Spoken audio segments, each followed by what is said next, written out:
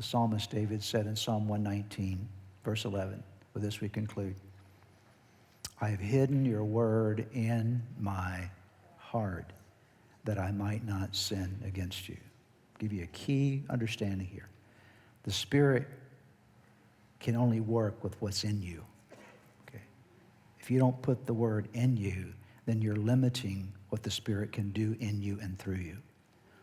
And so the psalmist David said, I have hidden your word where? Not in my head, but in my heart, that I might not sin. Now, we often think of that word sin, and rightly so. It means to do things that are wrong or things that are bad, but it also means to miss the mark.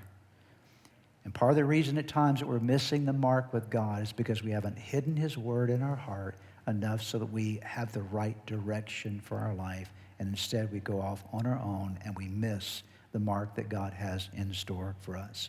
So what is God's purpose for your life? Jesus came to make a way for you to discover your purpose. You are not an accident. You are designed by God on purpose. What is your big purpose?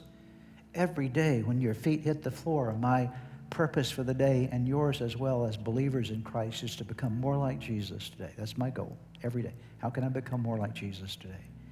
And how can I, second of all, serve God today and serve other people today? And if I'm going to become more like Jesus, and if I'm going to serve God and others well, I've got to listen well. Because servants listen well, do they not?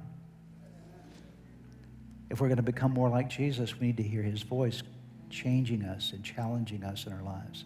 And if I'm going to listen well, what must I do? I must become far more intimate with God.